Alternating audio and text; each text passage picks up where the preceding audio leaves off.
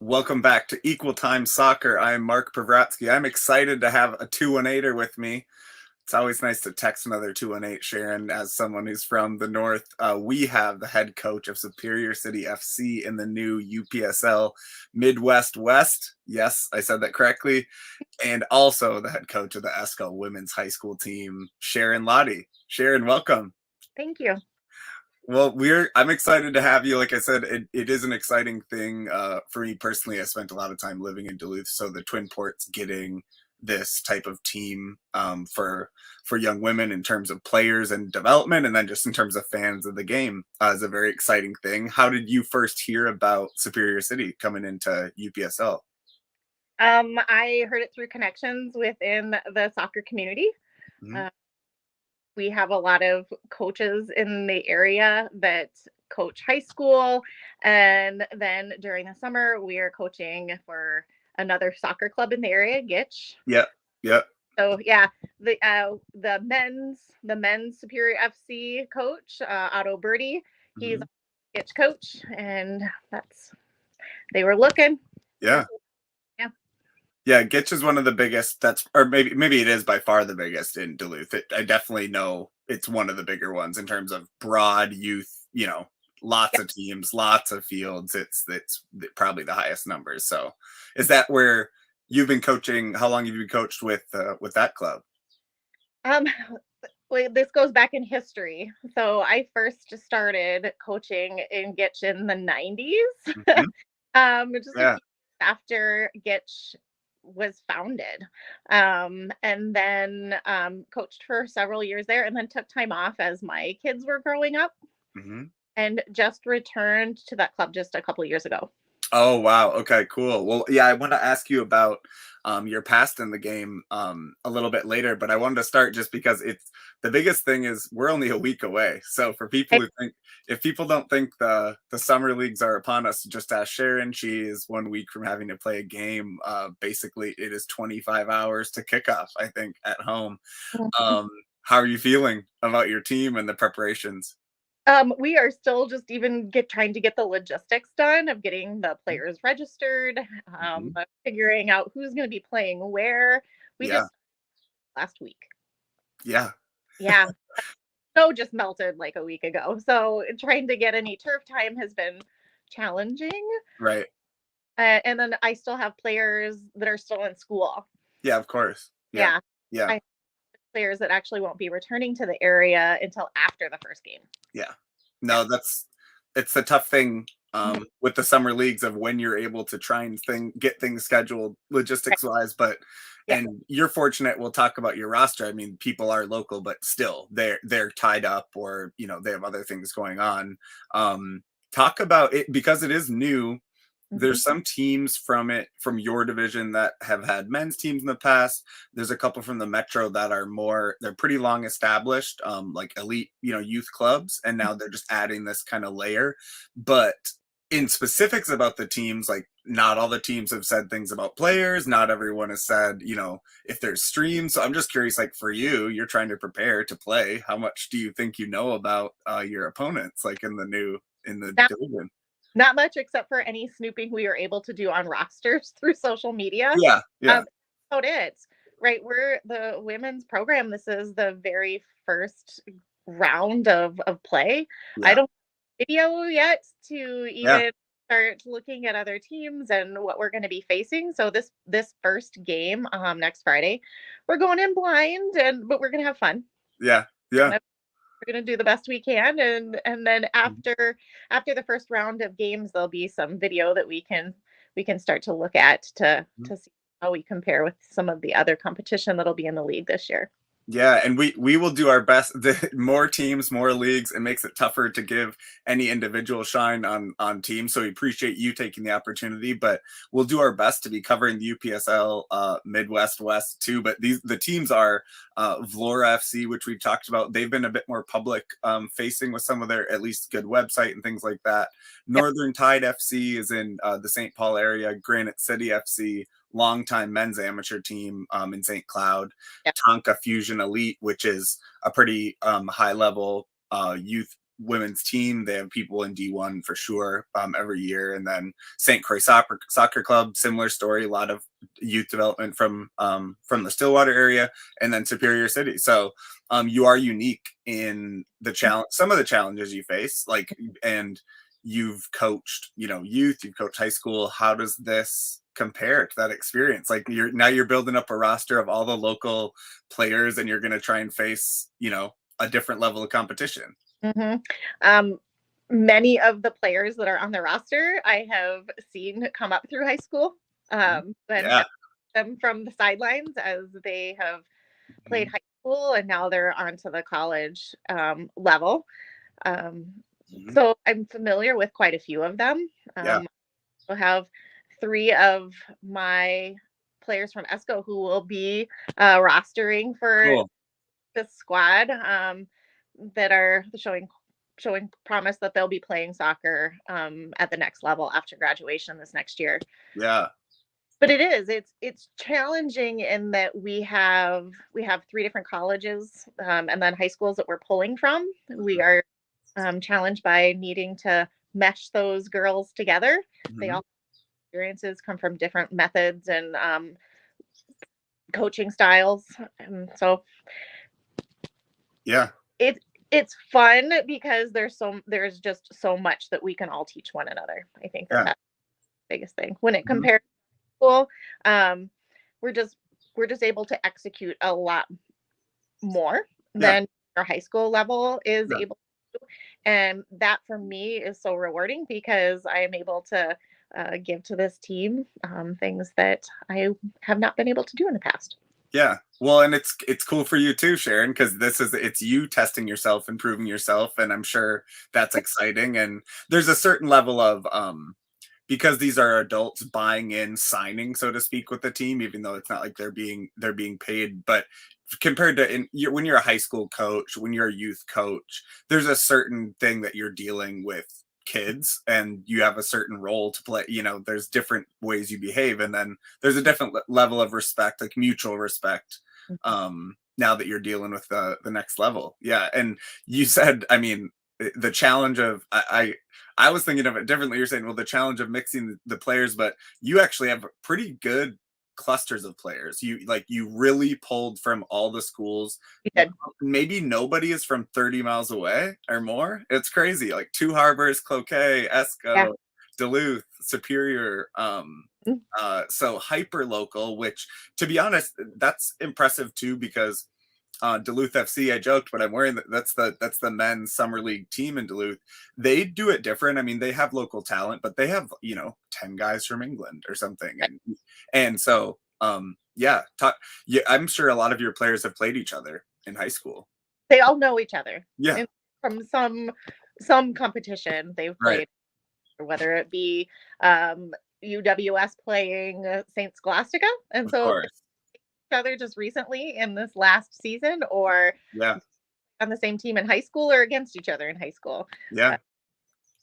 Yeah, no, and when you mentioned that 3 players from Esco are on the team, I mean, for people who aren't aware, Esco is a small town. It's near Duluth, and it's for certain sports they're partnered with Cloquet, and it's for country kids like me, it's a bit of a bigger sports program, and but Esco alone is quite small. Couple hundred kids in terms of the high school, and so that's a really cool thing that players who can see, it helps them see the path, and it's both a self-fulfilling thing that it helps them get to that next level, and just having this year makes that more realistic for them, right? So talk about working with those college coaches, because you drew heavily from UW Superior, St. Scholastica, UMD, and just talk about how much that entailed, kind of explaining what it was you were going to expect out of them, and what you also owe those coaches in terms of getting them back, for programming or anything in the summer. That's probably kind of a newer thing for you, even though you've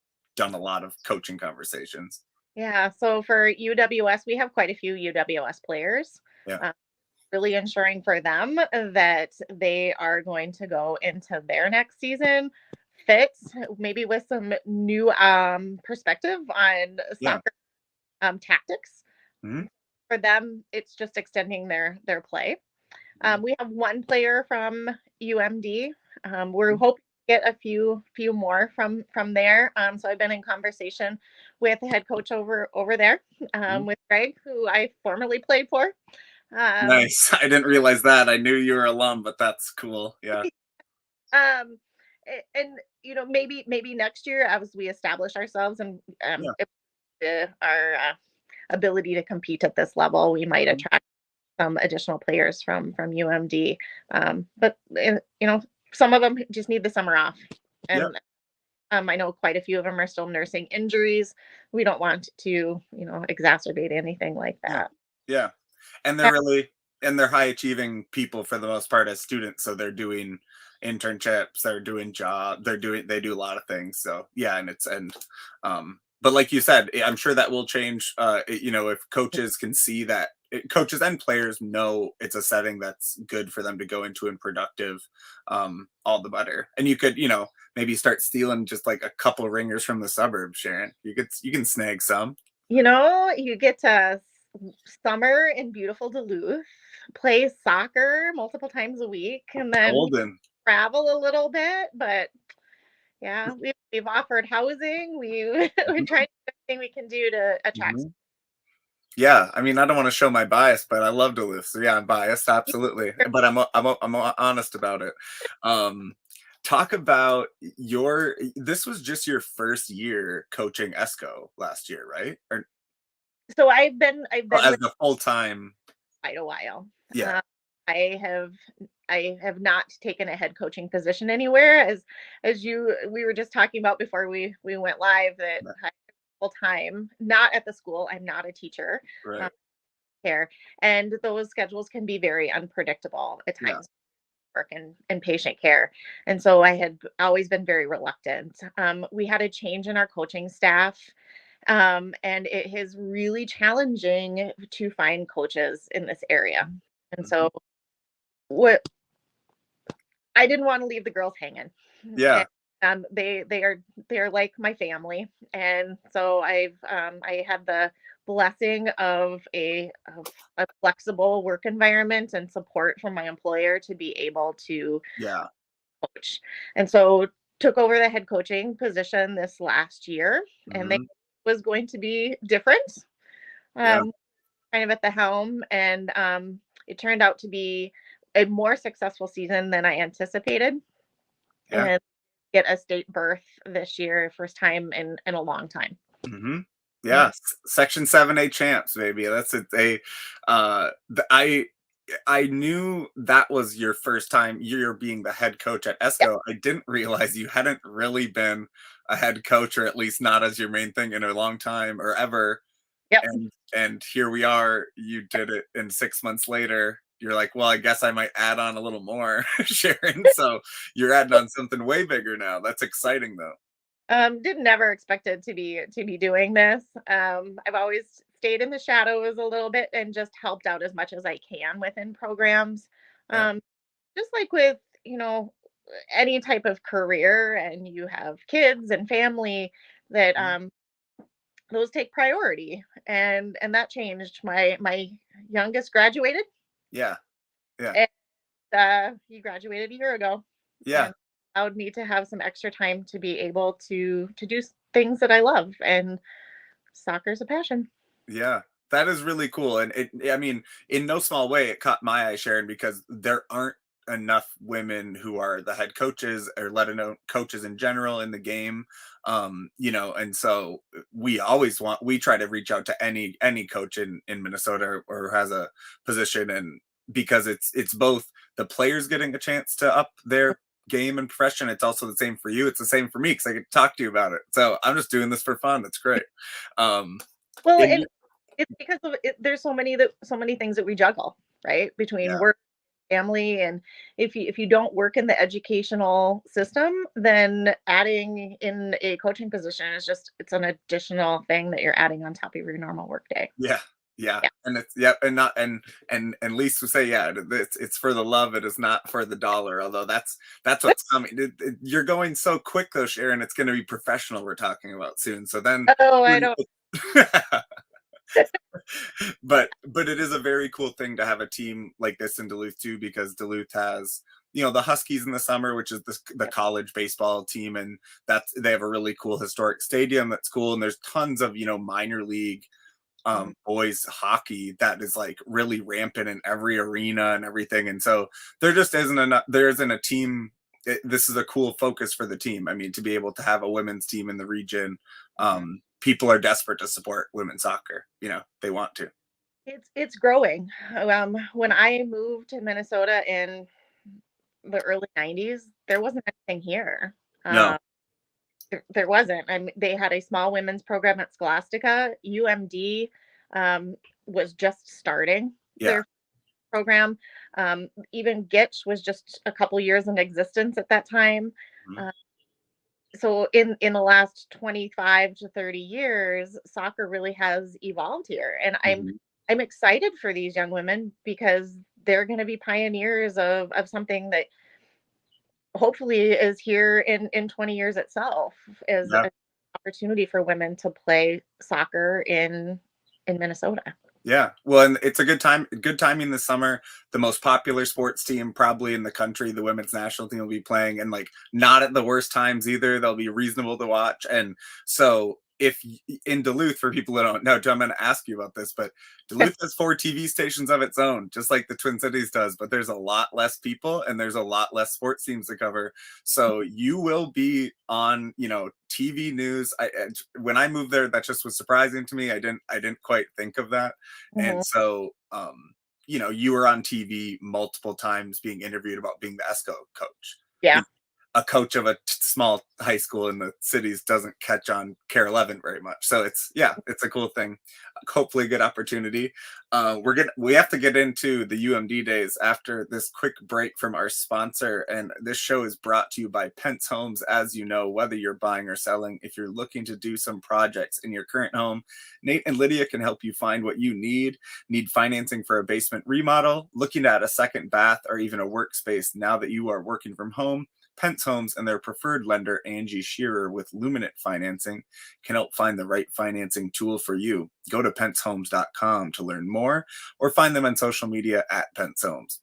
So this is a cool thing. And I wanted to ask you the question because you also probably played before, but you were on the first team of UMD soccer, which is amazing. We don't have to say the year; people can look it up, Sharon, but we don't have to say it.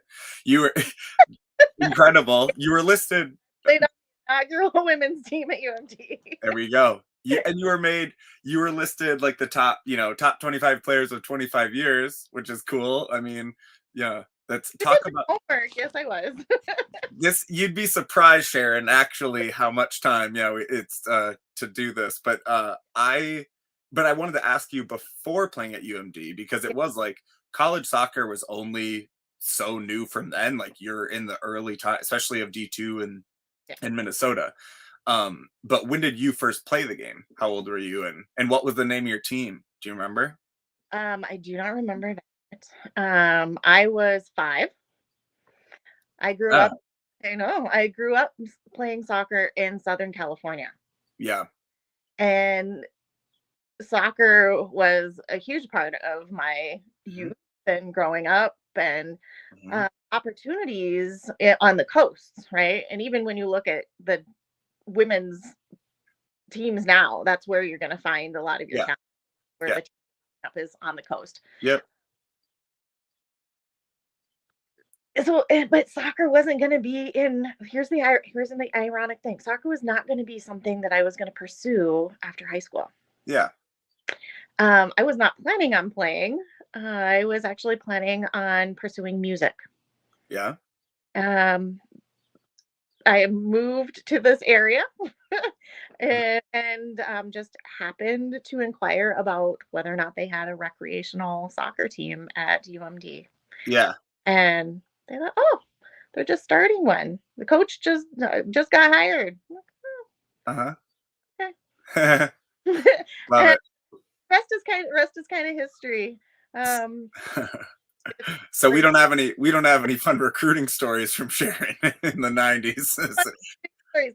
Literally walked on to tryouts, Love and it. Greg locked me in for 4 years. I Yeah, love it. Well, and hey, UMD has a nice little music program too. So I mean, you could be. Did you still do music? What was your route with that? I did not. As soon as I What's knew too much once you're doing soccer? funding to play soccer, the French horn did not come back out of the case. French horn. Okay, Hmm.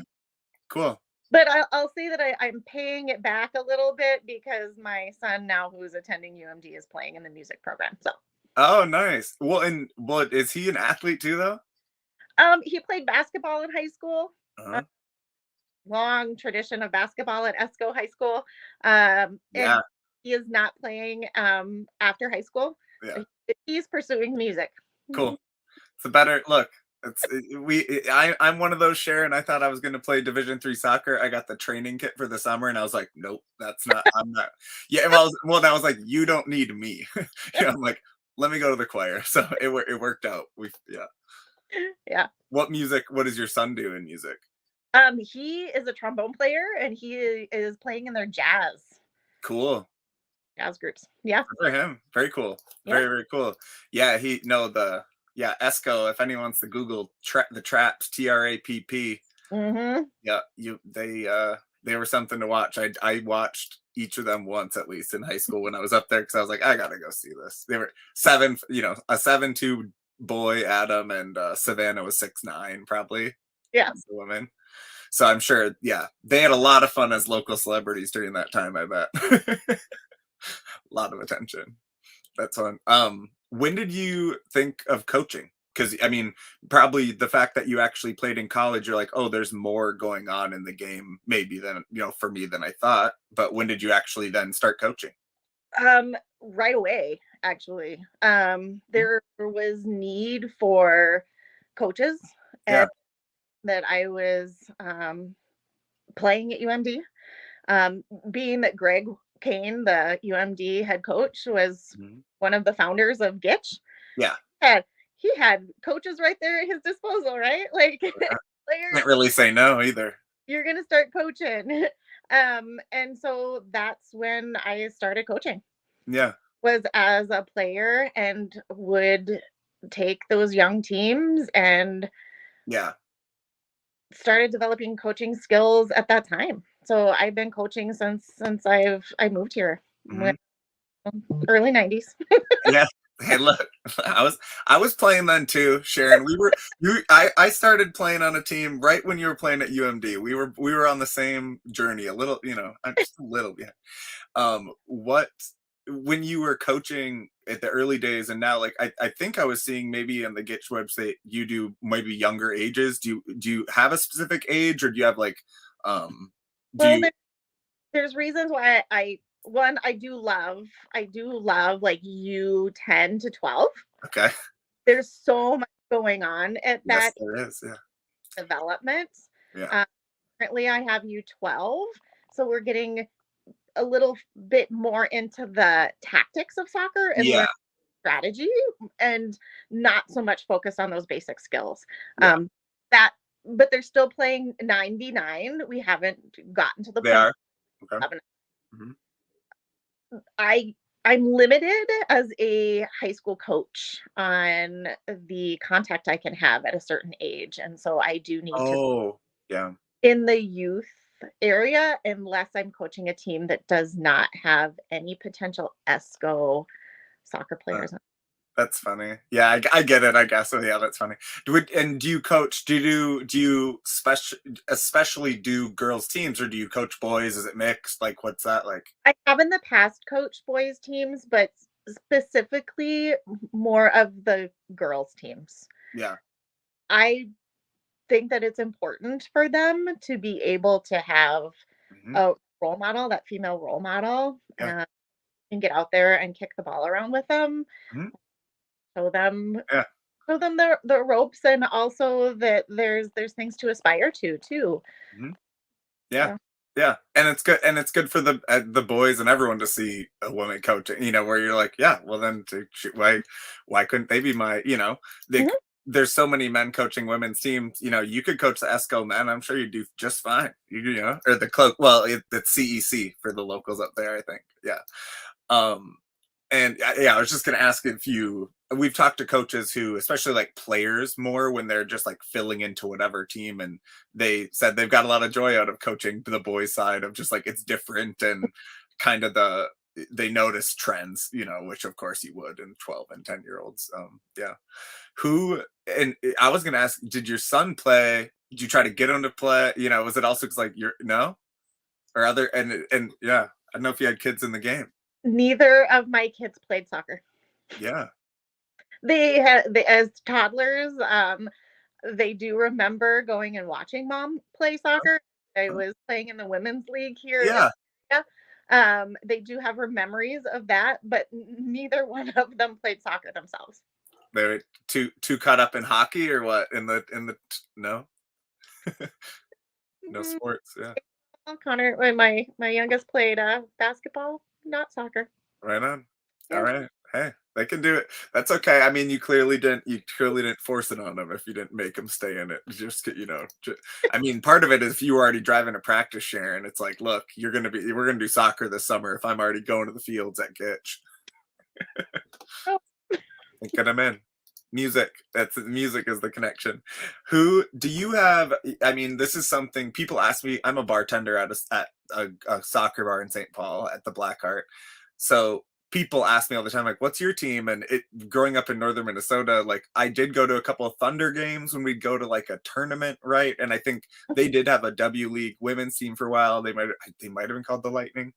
But I mostly just recognize like the World Cup team on TV, right? So I didn't really have a favorite team, but I'm wondering, like, for you were in California, and also you were a young adult as like the women's team became the best team in the world. So I'm just wondering, like, that's probably your favorite team, right? Or what's your? so I remember growing up. I remember going to some LA Galaxy Yeah, comp- games. Kobe But Jones, Kobe but Jones back then could have. then All right, there weren't women's teams. no, yeah, So after I finished playing at UMD, that was the 99 yeah, World, right? yeah. And several of us from the area chartered a bus and went to Chicago You did, sweet. and watched a couple games in Soldiers Field, including Wow, that women's national team from 99. wow, cool. What a cool tournament to go to. Well, and it was that was the first like large scale fully done women's World Cup. So I could see Right. why you would like people we drive to, I'll drive to Kansas City or something for a game. But just that you did end up getting to be there so you could say that, that's so cool. I saw them play. Wow. Yep. Yeah. Mm-hmm. Amazing. That's so cool. Yeah, we're really fortunate. I've watched the U.S. women in St. Paul, I think, twice because they've come and played at the Minnesota United Stadium, which is just so cool. And they came back because it went well enough. So yeah, hopefully they come. Yeah, hopefully. Yeah, we probably won't get any Olympic games in 2026. We'll see. Do you have a favorite player from that time or now too? Back of looking at the 99ers. Yeah. Um, I really loved watching Michelle Akers play. Yeah. Yeah. Yeah. I just did. Yeah. She's a killer. She's a killer. I listened to her. She's cool too. Where just there's a lot of athletes who like get into business or just become an announcer, and so if there's some non-traditional path, I always like it. And she just runs like an animal rescue, and she sold all her. I listened to a podcast where she sold all of her stuff, all her crate. She kept maybe one or two metal, and she was like, well, I still remember it. I still did it, whatever. And I got to raise, money to help animals. I was like, cool. She's got it all, Sharon. Yeah. But yeah, really tough player. She'll just run through you. How much do you watch the game, now? I mean, having like you said, I mean, especially in the last year, having to take on the extra coaching positions, of course trying to, I guess, watch maybe some stuff from that, but I mean, how much do you actually just casually watch the games? You're pretty busy. Um, Often, Yeah. as a coach, you have to be a student of the game. Yeah. In order for you to get better as a coach, you've got to be constantly watching. Yeah. And so, yeah, I'm either watching the WSL, I'm watching Premier League, Yeah. whatever I can get. I'm sitting down when I have time and watching games. Yeah, yeah. I end up watching a lot of European stuff just because it's like on in the morning, and I don't have a day job. I don't work during the day, so it's pretty it work and it works to bartend. Yeah, but NWSL is a lot more accessible this year, which is really cool. All the like Saturn, Paramount Plus, and CBS. That's been awesome. What are I mentioned this the media just like mini rant of that just the Duluth media scene, but I am curious like so you're a prominent figure in the team, and like this is like I said, it's like semi-pro for you as well. I'm wondering how much are you having to think about stuff like that, like think, oh, I'm gonna have to do an interview, maybe I'll have to do an interview after the game, or I don't know if like I honestly or just having to think of like what's going on game days, and just that all the different maybe added layers that come. Oh, um, there are so many added layers that come with picking up any team to coach. Last year for high school, I knew it was going to be a lot. Um, Yeah, it was a lot. I mean, you yeah, spend your evenings after a game taking a look at game film to see what you can do to prepare for the next practice the next day, because you only got a practice sometimes right, your game on Tuesday night and your game on Thursday night. And so those Wednesday nights can sometimes get a little long as you're looking at stuff. yeah, Um, the soccer season is so short for high school that you're yeah, jam packed. And mhm, so you have to you have to watch game film, prep your next practice plan, and be ready to go the next day, knowing that you're not going to have any time the next morning because I'm heading to work. yeah, And you have to do your actual job. Yeah. maybe at lunchtime, I know that that's happened sometimes where I'm eating my lunch and I'm writing out practice plans. Oh my god. Um, Yeah. it's the same thing for this group taking on Superior City. Um, Mhm. they're I'm very organized and structured, and so they know that when I come to practice, there's a written practice plan. It's on the clipboard. They can see exactly what the agenda is for that practice and what we want to accomplish. Mhm. Uh, and that takes time. It takes time to put that together. Right now, our practices are focused on more of how I want to structure the team and my approach to the game. Yeah. Whereas once we get into the actual season and I have some video I can take a look at, practices will change more to preparing for who we're going to be playing that next game. Yeah. Yeah. Well, and it's that planning for your practice for a summer league team is also really difficult because maybe you won't have the complications, but I always picture certain players are going to might be missing certain days, certain whatever the reason may be. Yeah. But yeah, definitely a child added layer for you. You're still showing up Mhm. and taking care of people anyway. um I want to end it just with a couple points just to promote the team because it's coming up. It's next Friday at 8 p.m. The Yep. team plays all their games at NBC Spartan Sports Complex, which is where both Wisconsin Superior and the Superior High School teams play. It's a very nice, small college stadium, few thousand seats, has a press box that you'll be streaming from, which for people like us Yep. and for coaches and for players who want to have a little bit of exposure, like that's important too. So that's really exciting. Not every team and the reason I mention it specifically is because, you know, some of these teams are really just kind of adding a team on top of their youth program. And we Mhm. don't know if there'll be streams. We don't know if they're selling tickets. You're selling tickets at the game. So that's exciting for us to see. And it must be exciting for you because it's kind of a whole other level of um, exposure, if on the stream. And I give huge credit to Caden Bergman, who has been just pushing this group forward. I mean, and having the forethought of making sure that we not only have a men's Superior FC team, but we also have Mhm. a team and providing that opportunity. So Mhm. um, the whole board that has been established and put the program or the club together. Mhm. Um, huge shout out to them. Yeah, takes a lot of volunteers, and I one remind me. I recognize the name from looking at, but tell me, is it the technical director? What a general? What's that person's title and their name again? That you, Oh, Hayden Bergman, general manager. yeah, and they're just by a mile the all-time men's like points and goal scorer, right? He is. This Mhm. this is nice. I mean, so this is when you said doing my homework. To a degree, it's what's even there. So Superior City does a good job. They have a website. They explain the history. The name has changed a couple of times from when it was like an amateur men's team into a regional Wisconsin team.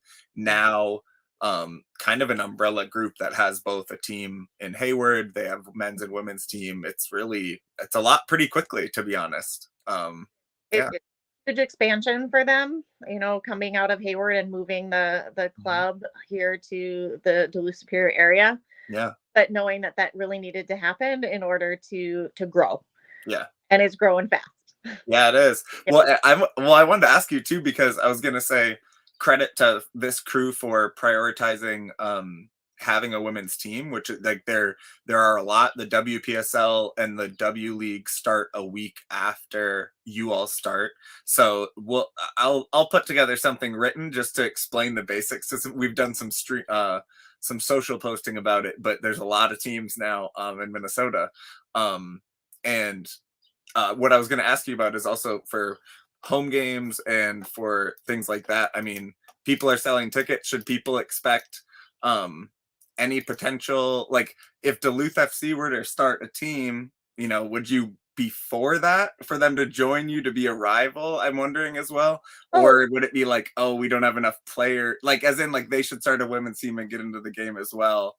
I could I could see that maybe down the road, Yeah, but we are challenged to find the level of player at this time within this area right, in order to have two women's teams. right. That'd be a lot. Yeah, But you know what? 10 years down the road yeah. could be a possibility. Yeah, yeah. Well, they're everywhere. Also, I mean, there could be some fun preseason or like friendly opportunities for you all too with the Green Bay Glory, which is a fun team that really does a good job like promoting their players, and they're a fun kind of local rival to Minnesota Aurora too. But yeah, Sharon, is there anything else you want to share with I mean, for potential fans of the team, or just in terms of your thoughts, because it really is a week. I feel for you, but I have all the confidence. Yeah. We want the fan support. Come out and support your local players and watch a good soccer game. Mhm. Yeah, it's a great place. There's plenty of good spots Yeah. you can find in Superior to hang out. It's not so far from like even like Barker's Island a little bit. You could go or just go over to the row of the Anchor Bar and everything like that. Go chill in Superior. There's great spots. There's there. Yeah. Do you live in Superior, Sharon? I didn't ask, or do you live in Esco? I'm in Esco. Thompson Township. Yep. There we go. All right. Yeah, I didn't know. Well, very cool. Yeah, everybody now will be much more aware of the Northeast Carleton County geographics that we discussed from Esco and Cloquet and everything else. And yeah, I'm sure everyone will get the reference, but I appreciate your time, Sharon. We're really excited to follow the team. I'm personally excited that there's a team in the Twin Ports, and I have a feeling you're going to snag some of that good attention this summer. We hope so. Awesome. Have a good one. Thank you, Sharon. You're welcome.